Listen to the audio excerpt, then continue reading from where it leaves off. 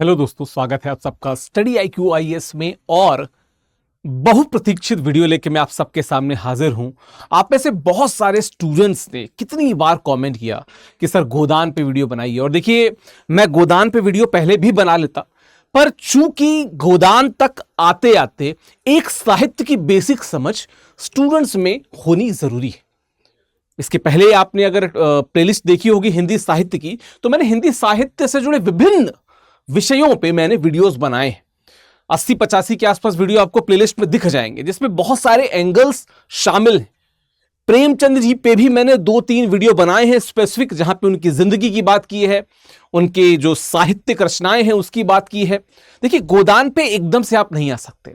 गोदान पे आने के लिए एक विशेष रास्ता है। वो रास्ता है एक बेहतर साहित्यिक समझ का। आज का जो वीडियो है, यहां पे आने से पहले आपको कुछ चीजें समझ लेनी चाहिए। वो क्या कि आप प्लेलिस्ट में जाइए, किसकी? हिंदी साहित्य वैकल्पिक विषय की प्लेलिस्ट में जाइए, जो आपको स्टडी IQ मेन चैनल और स्टडी IQ IAS हिंदी दोनों चैनल पे मिल जाएगी। ठीक है, स्टडी IQ मेन चैनल पे थोड़ा नीचे मिलेगी, लेकिन स्टडी IQ IAS हिंदी पे ऊपर ही मिल जाएगी। उस प्लेलिस्ट में जाइए और वहां पे 2 स्पेसिफिक वीडियो हैं। एक प्रेमचंद की कहानियों पे है, एक प्रेमचंद जी पे है। इन दोनों वीडियोस को देखिएगा और आपको कुछ कुछ आइडिया लगेगा कि प्रेमचंद जी की जिंदगी किस तरीके से आगे बढ़ी, उनका साहित्य कैसे आगे बढ़ा और क्यों वो इतने महान साहित्यकार कहलाए। हम आज जिस उपन्यास की बात करेंगे, वो अगर हिंदी साहित्य की बात की जाए तो कुछ सर्वश्रेष्ठ उपन्यासों में से शामिल है, या अगर मैं कहूं कि किसी एक उपन्यास का नाम हर बार आए, वो है गोदान। आज उसकी बात करेंगे। 1936 में प्रकाशित हुआ। ये 1936 वही वर्ष था जब प्रेमचंद जी की मृत्यु भी हुई। 1936 वही वर्ष था जब हम प्रगतिवाद का हिंदी साहित्य में पदार्पण देखते हैं, जब हम प्रगतिशील लेखक संघ की स्थापना देखते हैं। कहां पे? लखनऊ में। उसकी सदारत भी प्रेमचंद जी ही करते हैं। तो हमने एक प्रॉपर विस्तार देखा 1936 में। 1937 में इनके बहुत अच्छे मित्र और शानदार साहित्यकार, छायावाद के आधारभूत स्तंभ जयशंकर प्रसाद जी की भी मृत्यु हुई थी। और वो उनका जो इंसिडेंस रहा कि जब प्रेमचंद जी की लाश जाने को थी और उनकी पत्नी छोड़ नहीं रही थी, और वहां पे जब जयशंकर प्रसाद आते हैं और उनकी वाइफ कहती है जयशंकर प्रसाद जी से कि प्रसाद जी, मैंने अपना वैधव्य इनके लिए खंडित किया था, ये ऐसे मुझे छोड़ के नहीं जा सकते। वो सीन अगर आपने देखा होगा या पढ़ा होगा कहीं ना कहीं, तो जरूर आप खुद को, क्या कहते हैं, जो वास्तविक सच्चाई होती है उसके बड़े करीब पाएंगे, क्योंकि अंतिम सत्य मृत्यु है। प्रेमचंद जी का ये जो नॉवेल है, ये भी उस अंतिम सत्य के करीब है। एक ग्रामीण सहज सरल किसान होरी, जिसकी बस एक इच्छा है कि उसके घर के बाहर गाय बंधी रहे। चूंकि जिसे कहते हैं ना कि मजलूम, एक मजबूर जो वर्ग रहता है, हर गांव में रहता है, जो बहुत सारे दबावों के तहत, बहुत सारे रेहन के तहत, बहुत सारे उधार के तहत एक ऐसी जिंदगी जीता रहता है जहां पे वो बड़ी बड़ी इच्छाओं को तो त्याग देता है, लेकिन छोटी छोटी सी उसकी इच्छाएं रहती हैं। और उन छोटी छोटी इच्छाओं में एक बड़ी स्पेशल इच्छा रहती है होरी की, कि उसके घर के बाहर एक गाय बंधी रहे। और ये जो गोदान है, गोदान, गो मतलब गाय और गाय का दान। गाय का दान कब किया जाता है? आप सबको पता है कि सबसे बड़ा दान गोदान माना जाता है। और इस समय उत्तर प्रदेश के जिले प्रयागराज में, जहां से मैं खुद आता हूं, वहां पे महाकुंभ चल रहा है। और आपको कितने सारे सीन दिख जाएंगे, कितने सारे विजुअल्स दिख जाएंगे, कितने सारे लोग दिख जाएंगे वहां पे गोदान करते हुए। तो वो क्यों होता है गोदान के लिए? होरी की बात कर रहा हूं कि गोदान के लिए वो क्यों आगे जाता है, क्यों उसको गोदान करना पड़ता है। यही कहानी है, यही कथानक है। आप में से बहुत सारे लोग एक बेसिक सी कहानी तो जानते ही होंगे। आज उस कहानी के थोड़े डीप पे जाएंगे, उन एंगल्स पे जाएंगे जो अमूमन आपको सिर्फ कहानी पढ़ते हुए नहीं पता चलते। हम उन बिंदुओं पे भी बात करेंगे जो साहित्य के नजरिए से बहुत जरूरी है। तो एक बहुत शानदार, इफेक्टिव हिंदी साहित्य वैकल्पिक विषय के लिए बहुत जरूरी क्लास होने वाली है। आप लोग जरूर देखिएगा, पूरा देखिएगा, ग्रुप्स में शेयर कीजिएगा, लाइक कमेंट्स के जरिए भी अपना जो प्रेम है वो हम तक पहुंचाइएगा। बाद में मैं अपनी टेलीग्राम का आपको चैनल की लिंक भी टेलीग्राम चैनल का लिंक भी दे दूंगा, तो आप मेरे टेलीग्राम चैनल से जुड़ भी सकते हैं। ठीक, आप टाइटल देख सकते हैं, गोदान का कथानक, वो मर्म, ग्रामीण भारत की असल सच्चाई। ग्रामीण भारत की असल सच्चाई। मैं गोदान का पाठ जब भी करता हूं, मैं या तो अपने पिताजी के साइड या तो माताजी के साइड, यानी जो मेरा गांव है और जो मेरा ननिहाल है, मैं सीधे ही वहां डिपोर्ट हो जाता हूं। क्यों? क्योंकि बहुत सारी कहानियां समानांतर रूप से वहां पे भी ऐसी चलती हैं जहां पे हमें इस तरीके के दृश्य दिखाई देते हैं जो होरी के साथ हो रहे होते हैं या जो गोदान में चल रहे होते हैं। और सिर्फ बात की जाए गोदान की, तो गोदान सिर्फ गांव की कहानी नहीं है, ये नगरीय जो प्रवृत्ति है, जो शहरी प्रवृत्ति है, ये उसकी भी कहानी है, हम उसकी भी बात करेंगे। ठीक है, तो लेखक प्रेमचंद जी हैं। इनका ओरिजिनल नाम क्या है? वो जो वीडियो में आपको बता रहा था, मैंने बहुत सारी चीजों पे बात की है। कमेंट बॉक्स में बताइएगा कि प्रेमचंद जी का वास्तविक नाम क्या था, किस नाम से लिखा करते थे, इसके पहले वो किस भाषा में लिखा करते थे। आप सबको वैसे मैं बता दूं भाषा की बात, क्योंकि आप लोग कहेंगे कि सर क्या बोल रहे हैं। हिंदी साहित्य की अगर बात की जाए तो प्रेमचंद जी का नाम निश्चित तौर पर स्वर्णाक्षरों में लिखा जाता आया है और लिखा जाता रहेगा, लेकिन वो पहले उर्दू में बहुत सारी रचनाएं करते थे। वो चूंकि उतनी चली नहीं, या कह सकते हो कि लोगों ने उसको समझा नहीं उस स्तर पे जाके, तब उन्होंने हिंदी में लिखनी शुरू की। और जब हिंदी में लिखनी शुरू की तो वो हिंदी साहित्य के सिरमौर बन गए। ठीक, 1936 में प्रकाशन हुआ गोदान का। उपन्यास है, उपन्यास के बारे में भी इस समय अगर आप हिंदी साहित्य वैकल्पिक विषय को ज्वाइन करते हैं तो उपन्यास से ही शुरू हो रहा है, तो आपको वहां से एक दोहरा फायदा मिल जाएगा। तो अगर आप जोड़ना चाहें तो बाद में मैं डिटेल भी दे दूंगा इसकी। ठीक है, हिंदी साहित्य में यथार्थवाद का उत्कृष्ट उदाहरण और ग्रामीण तथा शहरी जीवन का सजीव चित्र प्रस्तुत किया है। देखिए, इसमें एक शब्द आया यथार्थवाद। हम सब अगर प्रेमचंद की कहानियों को पढ़ें या उनके उपन्यासों को पढ़ें, तो जो शुरुआती उनकी कहानियां थी वो बहुत सी यथार्थवाद के साथ की तरफ है। जैसे आप ईदगाह की बात करते हैं, बड़ी प्यारी सी कहानी, वो सॉरी मैं यथार्थवाद बोल गया, वो सिद्धांतवाद या जिसे कहते हैं कि आदर्शवाद की तरफ वो कहानियां हमको बढ़ती हुई दिखती है। जैसे मैं ईदगाह की बात कर रहा था, ईदगाह एक ऐसी कहानी है जहां पे आपको ईदगाह का जो नायक है, वो बच्चा जो ईद के मेले पे जाता है और अपनी दादी के लिए सोचता है कि दादी के लिए क्या ले लूं तो दादी खुश हो जाए।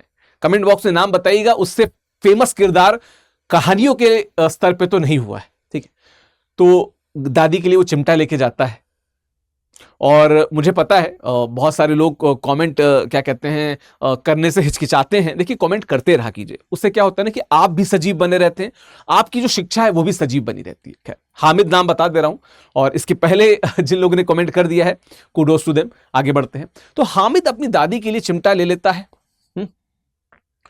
क्या वास्तविकता में ये होता है? वास्तविकता में हमने क्या देखा है कि नहीं, बच्चों को 10 रुपए दो, वो चूरन खा जाएंगे, कुछ भी खा जाएंगे। हम खुद थे, मुझे याद है कि जब हमारे यहाँ पे मेला होता था, आप तिलीरगंज में अगर जानते हो, इलाहाबाद में दधिकांदो होता है, वो कृष्ण का जो आयोजन, जहाँ पे वो मटकी से माखन चुराते हैं, वो उसका नाटक किया जाता था और मेला लगता था। तिलीरगंज में मैं पला बड़ा, वहाँ पे दधिकांदो का मेला होता था। मुझे याद है कि एक रोज वहाँ पे बारिश हुई मेले के दिन, जिस दिन मेला होता था, अक्सर शनिवार को हुआ करता था, बारिश हो रही थी, अब नहीं जा पा रहे थे। मैं ऊपर रो रहा था, नीचे मेरा बहुत छोटे थे हम लोग, मैं ऊपर रो रहा था, वो 5-6 साल के रहे होंगे, 7 साल के 8 साल के। ऊपर मैं रो रहा था, नीचे मेरा दोस्त रो रहा था, और हम लोग बहुत रो रहे थे कि मेले में नहीं जा पाए। फिर मेले में गए तो क्या, वही वो तीर धनुष खरीद लिया, गदा खरीद ली, और वो थोड़े से वो सोहन हलवे खा लिए, खा के चले आए। तो ये तो हम सब का इतिहास रहा। तो वास्तविकता ये है, यथार्थ ये है। यथार्थ वो नहीं है जो हामिद, हालांकि कहानी बहुत अच्छी है, शानदार है, बहुत अच्छा संदेश, पर क्या वो यथार्थ है? नहीं, वो यथार्थ नहीं है। वो यथार्थ नहीं, वो आदर्श। इसीलिए जब वो अपने जिंदगी के अंतिम पड़ाव पे थे, तो वे यथार्थ की तरफ मुखातिब हुए कि भाई, आदर्श लिखते लिखते हमारी उंगलियां थक गई, आदर्श हमें मिला नहीं, सिद्धांत हमें मिला नहीं। हमें जो मिला वो क्या मिला? हमें मिला यथार्थ। तो यथार्थ को लिखा जाए। यथार्थ यही है जो होरी के साथ में होता है। वो इच्छा उसकी मन में रह जाती है, एक बार की उसके पास गाय आती भी है, लेकिन उसको इतनी नजर लगती है, और आपने तो देखा भी होगा वीडियोस के द्वारा, कहानियों के द्वारा पढ़ा भी होगा कि किस प्रकार से वो बेचारी जो गाय होती है, वो गाय मर जाती है, और साथ ही मर जाती है होरी की इच्छा, और उसका जीवन भी होम हो जाता है। इसी इच्छा को लेके कि लंबे समय तक उसके पास भी एक गाय रहती। ठीक है, तो ग्रामीण और शहरी जीवन का सजीव चित्रण हुआ है। आप देखेंगे कि जब गोबर शहर जाता है तो उसके द्वारा एक शहरी जीवन भी हमारी जिंदगी में आता है, होरी की जिंदगी में आता है, और एक तारतम्य बिठता है कि असल में यहां पे यानी कि गांव में, मैं आगे कंक्लूजन में भी बताऊंगा कि गांव में जो शोषण होता है वो शोषण वहां से भी ऑपरेट नहीं हो रहा है, वो उससे भी ऊपर से ऑपरेट हो रहा है। अगर गांव में बड़े सेठ हैं तो वो उनसे भी ऊपर कोई सेठ है ना जो उनसे पैसा ले रहा है, चाहे वो बड़ी कंपनी का मालिक ही क्यों ना हो, तो वहां पे भी एक बड़े स्तर पे शोषण हो रहा है। तो शहर और गांव में एक रिलेशन भी है कि हम कह सकते हैं कि कंप्लीट सर्किल दिखाया है वहां पे मुंशी प्रेमचंद जी ने। ठीक है, गोदान उपन्यास की कथा औपनिवेशिक शासन के अंतर्गत किसान का जो महाजनी व्यवस्था के अंतर्गत सामाजिक कुरूपता, शोषण, अत्याचार से उत्पन्न भारतीय कृषक जीवन के संघर्ष की कथा है। देखिए, महाजनी शोषण जो है, जो महाजनों का शोषण है, हमने बहुत बार देखा है। मैं आपसे बता रहा था अभी जब कि मैं अपने गांव में ट्रांसपोर्ट हो जाता हूं, डिपोर्ट हो जाता हूं, चला जाता हूं वहां पे, उसका मतलब क्या है पता है? उसका मतलब यह है कि गांव में मैंने ऐसी व्यवस्थाएं देखी जहां पे एक महाजनों का एक वर्ग हमें दिख जाता है। मैं किसी जात या कास्ट की बात नहीं कर रहा हूं, मैं एक वर्ग की बात कर रहा हूं जो क्या करते हैं, सूद पे पैसे देते हैं, और सूद के पैसे नहीं मिलते हैं तो वो बहुत बुरे स्तर तक जाते हैं। बहुत सारी मूवीज में हमने इसको देखा है, बहुत सारी फिल्मों में फिल्मांकन हुआ है इस चीजों का। तो वैसे ही एक किसान की व्यथा कथा है। यूं तो बहुत प्यारा सा किरदार है जो बहुत ही, जिसे कहते हैं ना कि एक इंग्लिश का शब्द है कि आप कितने क्या बोलते हैं उसको, हिंदी का ही बोल देता हूं, अनुकूलित हो जाते हैं। ठीक है, आप कितने वो हर चीज के प्रति वो पहले सोच लेता है कि कहीं इसको बुरा तो नहीं लगेगा इसको। मैं कई बार होरी को खुद के करीब पाता हूं, क्योंकि मेरे साथ भी यही है कि जब मैं किसी जगह जाता हूं तो मुझे लगता है यार कि मैं ऐसे रहूं वैसे रहूं, सामने वाले को खराब न लग जाए, सामने वाले के चक्कर में हमारी जिंदगी अलग खराब हो रखती है। होरी के साथ यही है, वही किसान रहता है। खैर, इसमें दो कहानियां साथ साथ चलती है, पहली ग्रामीण जीवन से संबंधित और दूसरी शहरी जीवन से संबंधित, जैसा मैंने आपको बताया। ठीक है, उपन्यास के विषय क्या है इसके? भारतीय ग्रामीण जीवन की समस्याएं, बहुत सारी समस्याएं। वहां पे आपको दहेज की समस्या दिखेगी, वहां पे आपको जातिवाद दिखेगा, आप वहां पे आपको जो अमीर बनाम गरीब की जो लड़ाई है वो दिखेगी, बुर्जुआ बनाम सर्वहारा जो हमेशा से एक वामपंथ का ट्रिगर पॉइंट रहा वो आपको दिखेगा। तो बिल्कुल ग्रामीण जीवन की समस्याएं, भुखमरी दिखेगी, सूखा दिखेगा, आम खेतीहर मजदूर की जो दिक्कतें होती हैं वो आपको दिखेंगी। ठीक है, सामाजिक और आर्थिक शोषण बिल्कुल दिखेगा।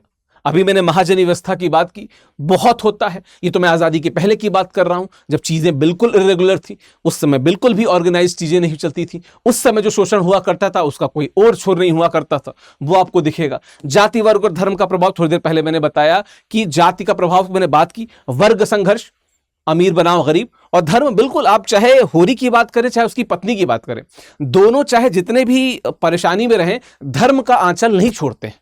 ये क्या बताता है कि उसका प्रभाव तो है ही वहां पे। ठीक है, मानवीय मूल्य और त्याग, चाहे होरी की बात कर लें चाहे उसके परिवार की बात कर लें, मूल्यों को आपने इस स्तर पे देखा कि आपके रोंगटे खड़े हो गए ये पढ़ते हुए कि वो, मतलब जो होरी का परिवार है वो ऐसी स्थिति से गुजर रहा है, उसके बावजूद अपने मूल्यों से नहीं डिग रहा है। चाहते तो मूल्यों से डिग के कुछ चीजें कर सकते थे, चाहे वो भाइयों के साथ उनका संबंध हो या भाइयों से इस बाबत कोई सहायता की बात हो, वो कर सकते थे, पर उन्होंने नहीं किया, है ना। ये बताता है कि मानवीय मूल्य जो थे वो थे कैसे थे। आरंभ कैसे होता है? जो होरी महतो हैं, गरीब किसान हैं, इच्छा थी हमारे घर में भी गाय हो। एक मित्र उनके रहते हैं गांव के, भोला जी होते हैं, वो उनकी एक गाय को ले आते हैं। वो भोला जी भी थोड़ा सा उनको एक कहते हैं ना कि एक वो लालच जैसा, ट्रैप जैसा लालच देते हैं। वो ले भी आते हैं, देना भी नहीं चाहते हैं लेकिन देने का वादा भी कर देते हैं। होरी ले आता है, तो वो इच्छा थी, मतलब शुरुआत यहां से नहीं होती पर कहानी शुरू यहीं से होती है जब वो गाय आती है। ठीक है, होरी का सपना है एक गाय का स्वामित्व, एक गाय उसके परिवार में कौन है? पत्नी धनिया है, बेटा गोबर है, बेटियां हैं सोना और रूपा, दो बेटियां रहती हैं। अब मैं इन किरदारों की बात मैं वैसे आगे करूंगा, लेकिन एक छोटे से अगर समराइज तरीके से देखूं तो मैं कई बार कई घरों को नजदीक पाता हूं। होरी जैसे अमूमन पिता होते हैं कि हो सकता है दिक्कत में हो पर सामने जताते नहीं है, किसी को नहीं जताते हैं। घर में तो चलो ठीक है, बाहर भी नहीं जताने देते हैं कि भाई नहीं ठीक है, हमारे घर आओगे हम आपकी सेवा शुश्रूषा करेंगे। ठीक है, जो इनकी वाइफ है धनिया के साथ क्या है कि वो सारी बातें जो कभी होरी नहीं कह पाता वो धनिया कह देती है। मुखर है, दिल की अच्छी है, साफ है, धर्मपरायण है, लेकिन जबान से एकदम क्लियर है, जो है वो है। वो कहते हैं ना कि स्पष्ट वक्ता सदा दुखी, तो वो स्पष्ट वक्ता है जो बोलती है, उसके कारण प्लस और माइनस भी होता है कहानी में, ठीक है। बेटा गोबर है, युवावस्था से प्रभावित है, युवावस्था में भी प्रभावित है, शहर भी चला जाता है गुस्सा के, वहां पे उसको एक अलग रियलिटी मिलती है, बहुत सारी जो बुराइयां दुर्गुण होते हैं वो भी उसके पास आ जाते हैं, लेकिन वो ये जान जाता है कि ये जो शोषणकारी मानसिकता होती है गांव में पाई जाती है, ये किस प्रकार काम करती है, और उसके साथ वो नहीं जाता है। खैर, दो बेटियां हैं, सोना और रूपा, बिल्कुल वैसे ही जैसे आम घर में देखती हैं वो बेटियां, जिनका काम क्या होता है, घर को संभालना, घर को देखना, चौका चौबार सबको ध्यान देखना। ये हमको यहां पर सोना और रूपा के रूप में भी देखने को मिलता है। फिर हमको संघर्ष देखने को मिलता है, क्या गरीबी और समाज की अपेक्षाएं। गरीबी तो जो उसके साथ थी, समाज की अपेक्षाएं क्या, कि भाई गाय आपने पाली है तो गाय का ध्यान रखिए। आपने गाय कैसे पाल ली? फिर एक षड्यंत्र शुरू होता है, आपने नॉवेल में भी पढ़ा होगा, अगर वीडियो देखा होगा तो उसमें भी आपने देखा होगा। लोगों की नजरों में तो आ ही जाता है ना, यार ये तो छोटा सा किसान है, ये कैसे गाय पाल सकता है, अरे हटो। ये सारी चीजें भी देखने को मिलती है, ठीक है। होरी और गाय का प्रसंग, होरी ने दान से गाय खरीदी थी, वही भोला वाली बात, दान क्या था भैया, वो जो चारा है वो चला जाए वहां पे, ठीक है। गांव में ईर्ष्या और देश, होरी के पास, होरी महतो के पास गाय, बड़े बड़े लोग, बड़ी बड़ी कास्ट के लोग, उनके पास तो गाय नहीं है, होरी के पास गाय, ठीक है। भाई हीरा द्वारा, भाई ही मतलब ये तो मैं परिवार की बात, मतलब बाहरी लोगों की बात ही नहीं कर रहा हूं, खुद का भाई जलन में आके गाय को विष दे देता है, गाय की मृत्यु हो जाती है।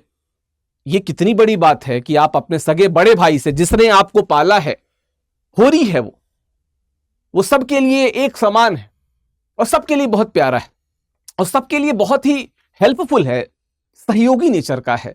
वो बड़े भाई की गाय को आप जहर दे देते हो। फिर पुलिस आती है, जुर्माना लगता है, और फिर वो जो रास्ता शुरू होता है कि नहीं, पाप लगा है, पाप का प्रायश्चित कैसे होगा, कहानी उस पे है, ठीक है। गोबर जो होरी का बेटा है, बहुत सारे मामलों में देखेंगे तो वो आपको विद्रोही तेवर का लगता है, चाहे उसकी शादी की बात हो, उसके शहर चले जाने की बात हो, शहर में कुछ बुरी आदतों में फंस जाने की बात हो, विद्रोही लगता है, ठीक है। गोबर का विरोधी स्वभाव है, गांव छोड़ के शहर चला जाता है, शहरी जीवन की जो चुनौतियां उनको भी देखता है, क्योंकि गांव में जो थोड़ा आराम दिख जाता है, मैं उसको आराम नहीं कहना चाहूंगा, पर गांव में अलग तरीके का काम है। गांव में आदमी मैकेनिकल होकर काम नहीं करता, लेकिन काम करता रहता है। शहर में आदमी मैकेनिकल होकर काम करता है और वो जुड़ नहीं पाता। मैं जहां रहता हूं, मेरे बगल के फ्लैट में कौन रहता है नहीं मुझे पता, पर गांव में 10 कोस तक पता है कि कौन कहां पे रहता है। वो अपने काम में मशरूफ रहते हैं, लेकिन उसमें खुश रहते हैं। तो वो जो दिक्कतें हैं, गोबर का स्वतंत्र व्यक्तित्व, एक इनके परिवार में गोबर एक ऐसा व्यक्ति आपको दिख जाएगा कई बार, कि कई बार आपको लगेंगे कि मैं गोबर की जगह होता तो वही करता, कई बार जो गोबर कर रहा है, शायद उससे भी और बड़े स्तर पे करता। ये जो उसका विरोधी स्वभाव है, उसको और बड़े तरीके से हम अपना लेते।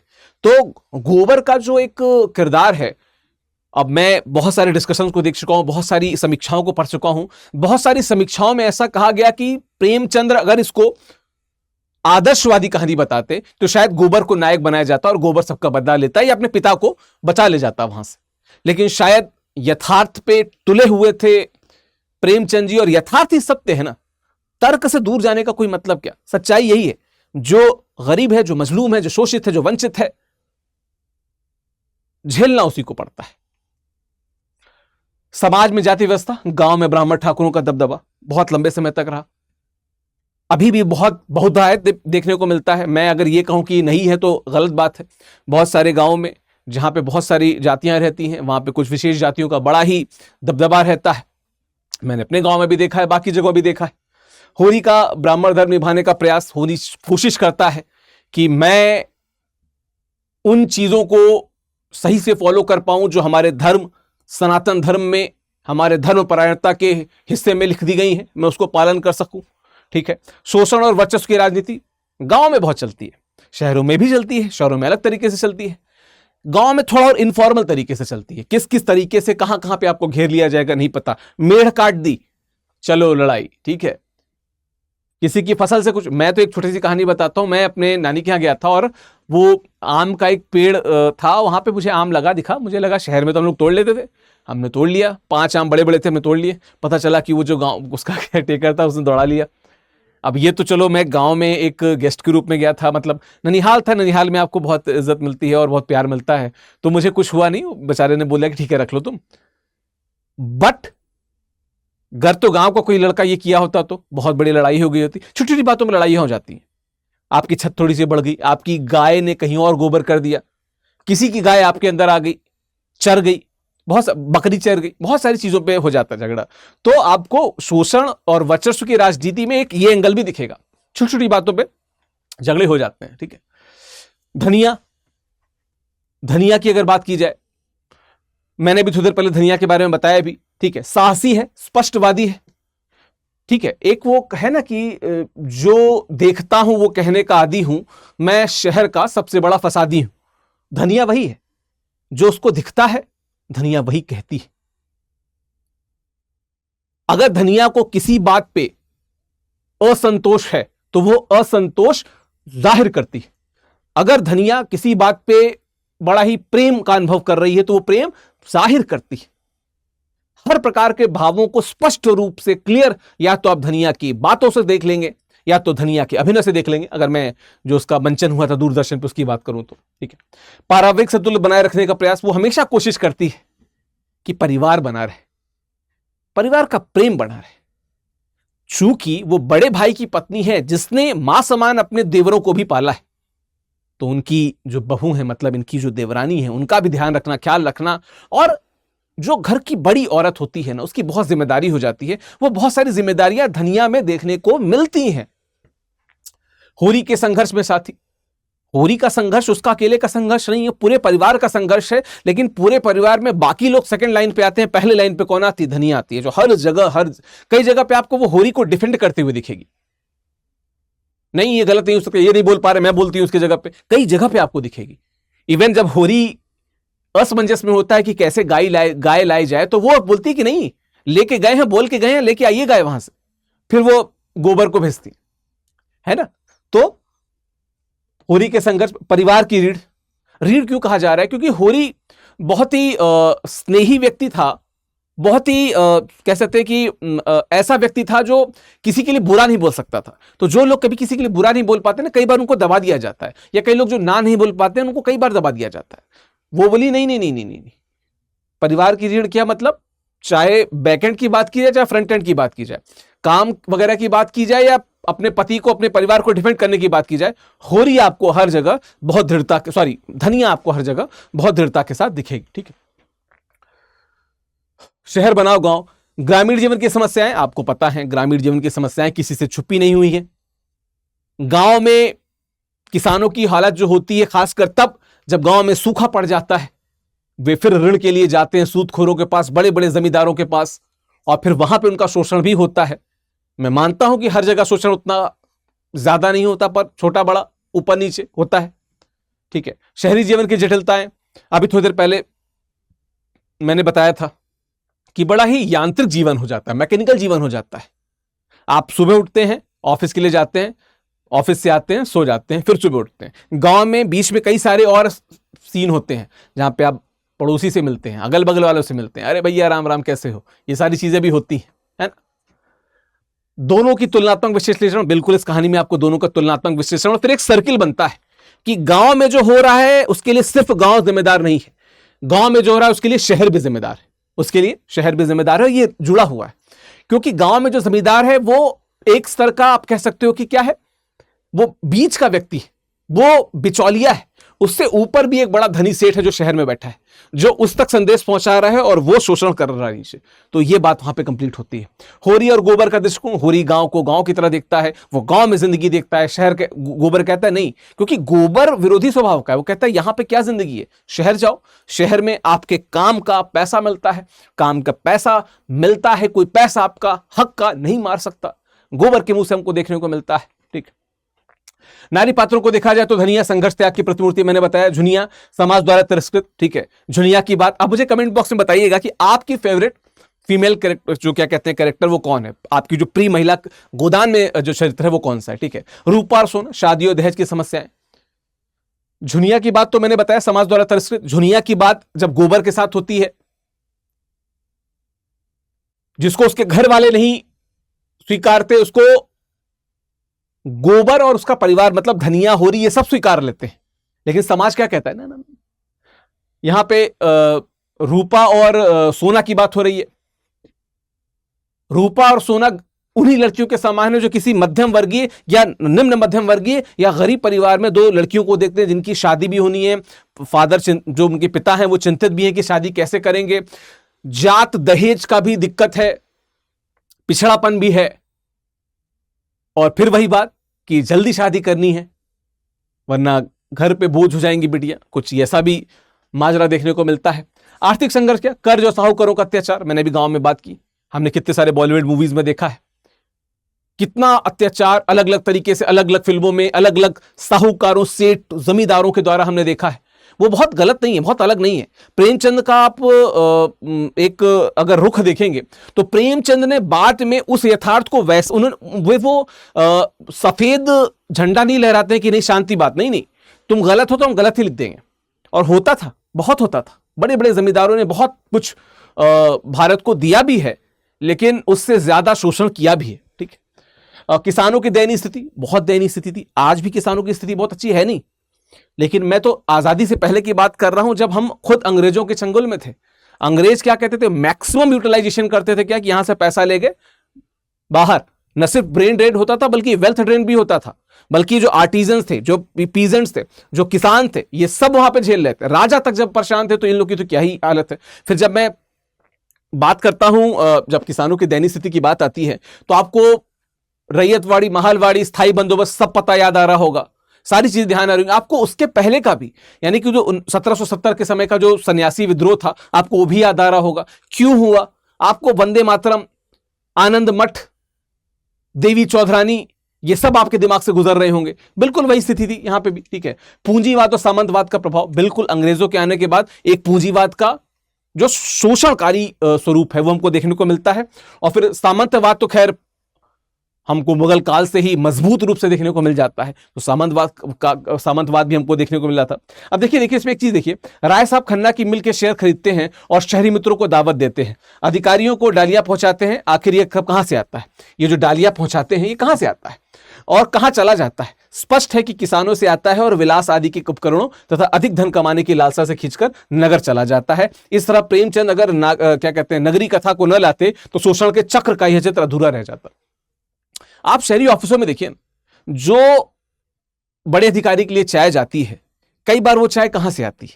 वो निम्न स्तर का एक एम्प्लॉय लेके आता है। वो चाय का खर्चा तो निकालेगा ना, वो चाय का खर्चा कहां से निकलेगा बताने की जरूरत नहीं, पर निकल आता है। सेम यहां पे देखने को मिल रहा है कि ये जो डालियां, बड़ी बड़ी डालियां जा रही हैं, 50-50, 100-100 किलो आम अधिकारियों के पास जा रहे हो, कहां से जा रहे? वो जो पैसा है वो कहां से वसूल होगा? किसान से वसूल होगा ना। नैतिकता और धर्म, हमको इसी गोदान में क्या देखने को मिलता है? होरी का धर्म के प्रति लगाव, प्राण जाए पर धर्म न जाए, वही बात दिखती है कि प्राण चले जाते हैं धर्म के बारे में सोचते हुए, धर्म के बारे में करते हुए।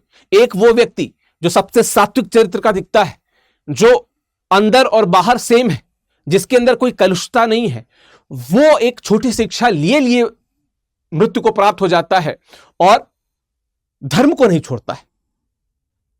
नैतिकता के लिए संघर्ष, जो होरी का संघर्ष है, मैं दो स्तर पे बताऊंगा।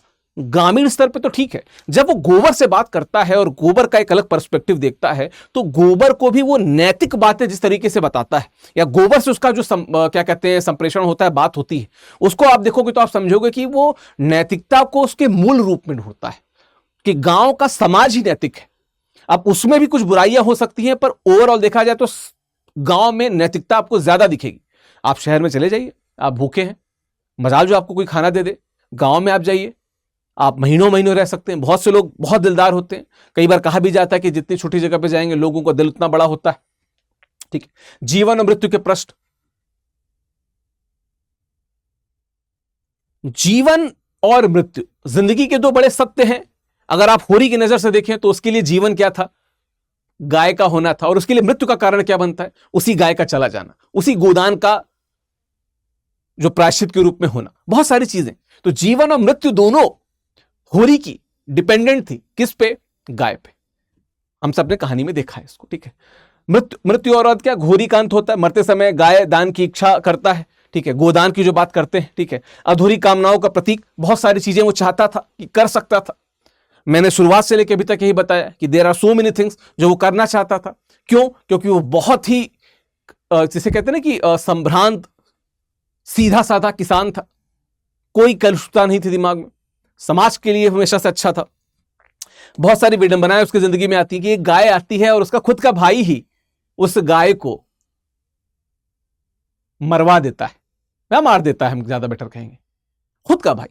बाकी लोग तो चलो बाद में नजर लगाएंगे, खुद के घर में ही नजर लग गई पहले। देखिए इसका एक सेंटेंस भी है कि आजीवन दुर्धर संघर्ष के बावजूद उसकी एक गाय की आकांक्षा पूर्ण नहीं हो पाती। एक गाय जिसके साथ वो 2-3 साल 4 साल रह पाता, 2 साल 3 साल 4 साल उसका दूध निकाल पाता, अपने गाय को अपने घर की बेटी की तरह मान पाता, नहीं हो पाता है पूरा उसका। ये हमको देखने को मिलता है यहां पे। उपन्यास के मर्म की बात की जाए तो समाज में न्याय और समानता का अभाव दिखता है। मैंने अभी थोड़ी देर पहले बात की, जो वर्ग संघर्ष है, जो जाति संघर्ष है, ये सब देखने को मिलता है। शहर और गांव का जो संघर्ष है वो भी देखने को मिलता है, ठीक है। त्याग और नैतिकता की महत्ता की बात होती है।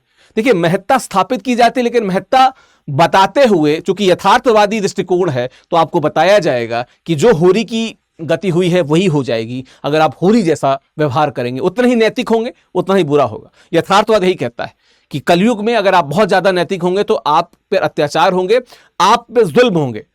थोड़ा सा तो अनैतिक हो ही जाइए। मतलब मैं अपने बातों को नहीं कह रहा हूं, मैं बात कर रहा हूं कि कलयुग को जो टेम किया जाता है ना, कि ये ब्लैक एंड व्हाइट का सीन नहीं है, ये ग्रे का सीन है, ठीक।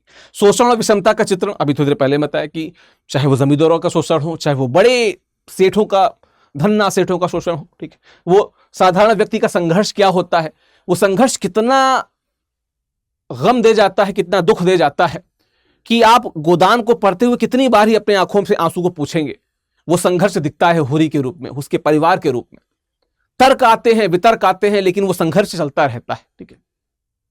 यथार्थवाद का चित्र, प्रेमचंद की लेखन शैली। शुरुआत में जब वो आदर्श लिखते थे तो बहुत जगह हमको देखने को मिलता था कि आदर्श को किस स्तर तक पहुंचा दिया, उसी स्तर तक या उससे ऊपर इन्होंने यथार्थ को पहुंचा दिया जब उनकी लेखन शैली की बात की जाए, ठीक है। पात्रों और घटनाओं की सजीवता, इतने सजीव, मतलब कई बार मैं बताता रहा हूं कि मैं गांव चला जाता हूं, अपने पहुंच जाता हूं पढ़ते पढ़ते, क्योंकि गांव में मुझे वैसे किरदार सजीव मेरे आसपास टहलते दिखते हैं। बहुत सारे उपन्यासों में ऐसा ही दिखेगा आपको। अगर मैं आपको शीला शुक्ला की राग दरबारी की बात बताऊं, जब आप उसको पढ़ोगे तो आपको लगेगा कि ये तो आपके घर की, आपके शहर के बगल की घटना है, वही तो हो रहा है वहां पे, ठीक है। फिर क्या है, ग्रामीण जीवन की प्रामाणिकता। ग्रामीण जीवन के सभी अंशों को उस स्तर तक वो लेके आए हैं कैनवास पे कि जब आप उसको पढ़ेंगे तो आपको लगेगा नहीं कि आप इस शहर में किसी लाइब्रेरी में बैठ के इस उपन्यास को पढ़ रहे हैं। आपको लगेगा कि गांव में, किसी खेत में, किसी खलिहान में बैठ के आप गांव को सामने से देख रहे हैं कि वो होरी जा रहा है, धनिया जा रही है, गोबर आ रहा है, गाय बैल किसान खेत, ये सब आपको दिख रहे हैं। तो ये स्तर है प्रेमचंद का जो आपको देखने को मिलता है।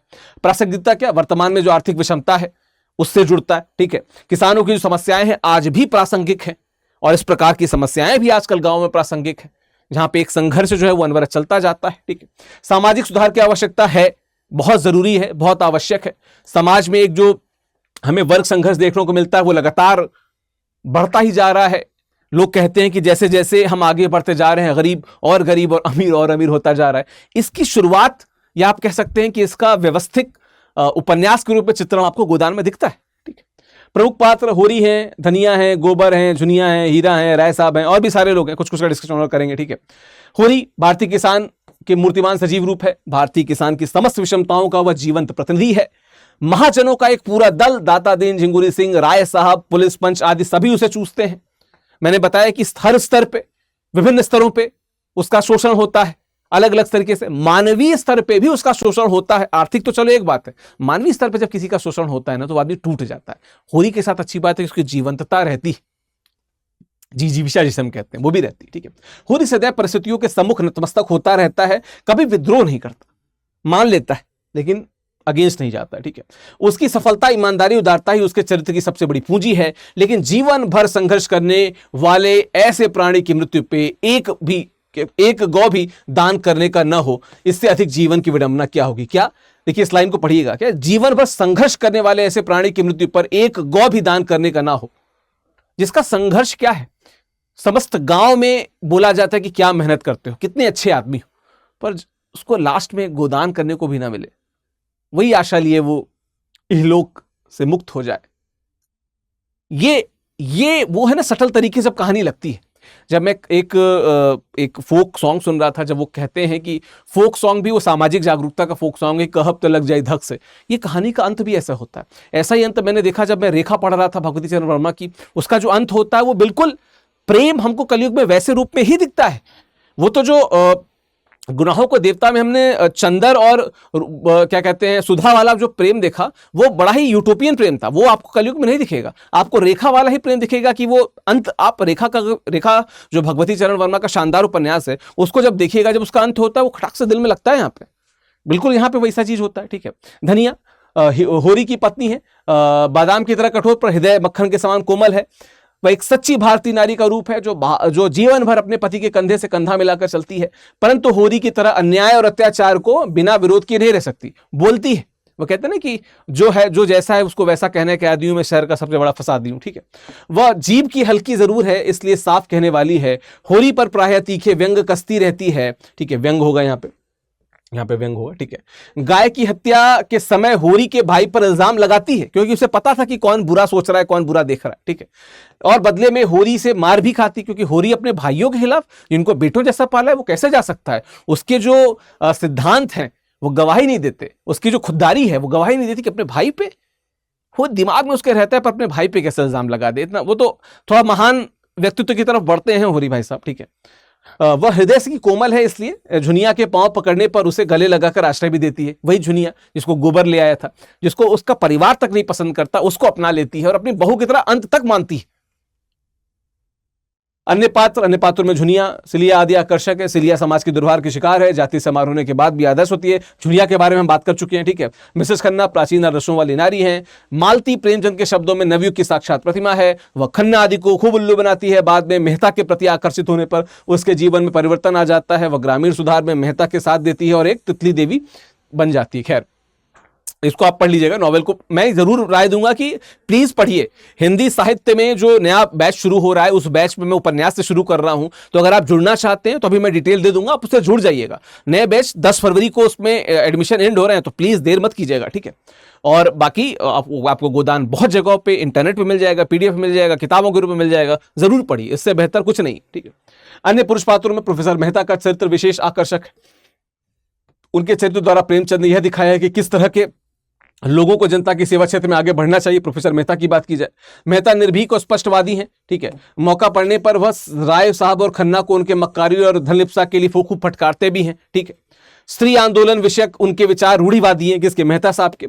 मालती उनके संसर्ग में आकर तितली से त्यागमयी नारी बन जाती है। ये भी चीजें हमको देखने को मिलती हैं इसमें जब हम बात करते हैं तो। ठीक है, अन्य पात्र गोबर, अल्लड़, उग्र विचारों वाला एक 16 वर्षीय जो उनका बेटा है होरी का। ठीक है, अत्याचार को सहन न करने के कारण नगर भाग जाता है, किंतु वहां से भी निराश होकर अंत में गांव लौट आता है। वह नगर के अनेक बुराई भी सीख जाता है, परंतु नगर में रहने से उसमें एक नवीन राजनीतिक चेतना आ जाती है, जिसके कारण वह बड़े लोगों की असलियत को समझ जाता है।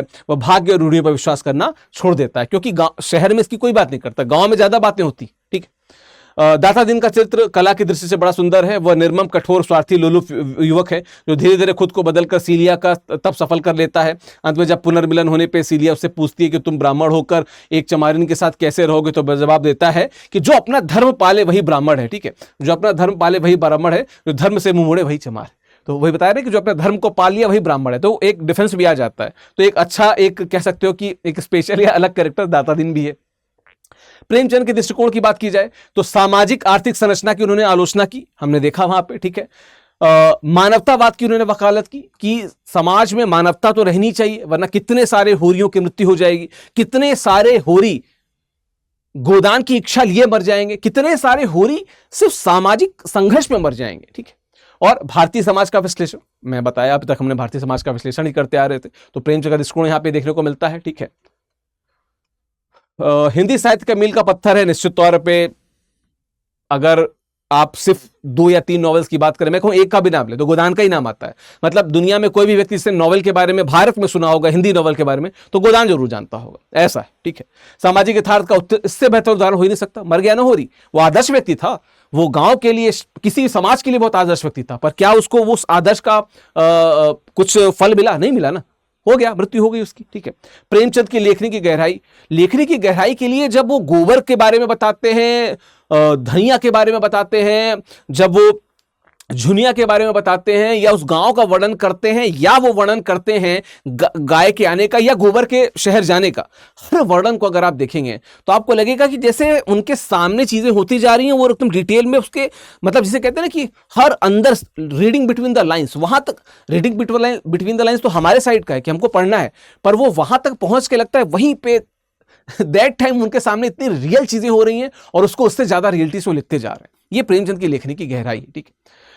कथोपकथन की दृष्टि से भी गोदान एक उत्कृष्ट कलाकृति प्रमाणित होती है। उसके कथोपकथन सर्वत्र सजीव, पात्रानुकूल, चरित्र को स्पष्ट करने वाले और कथा को गति देने वाले हैं। सोना और झुनिया के ननद भाभी के मजाक तथा झिंगुरी सिंह की नकल के साथ कथोपकथन काफी मनोरंजक है। गांव में नहीं, वो भाभी और देवर में, या भाभी और जो नंद में जो मजाक होता है गांव में बहुत चलता है, वो मजाक यहाँ पे देखने को मिलते हैं। जैसे एक देखिएगा कि सोना का पति मथुरा और सिलिया चमारिन जब अंधेरे में मिलते हैं, उस समय की चित्रण देखिए कि बरोठे में अंधेरा था, उसने सिलिया का हाथ पकड़ अपनी ओर खींचा, सिल्ली का मुंह उसके और मुंह के पास आ गया था और दोनों की सांस और आवाज देह में कंप हो रहा था। ग्रामीण जीवन का चित्र देखिए, लू चल रही है, बगुले उठ गए हैं, धरती तप रही है, मगर किसान अपने खलियान में कार्यरत हैं।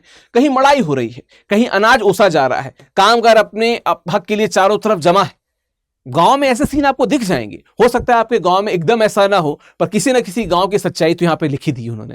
और प्रेमचंद की बात की जाए तो उनके लेखन में जैसे जैसे यथार्थ आता गया, वैसे वैसे सच्चाई भी आती गई, वैसे वैसे सजीवता भी आती गई। आपको किसी ना किसी गांव के दर्शन हो जाएंगे ऐसे, ठीक है।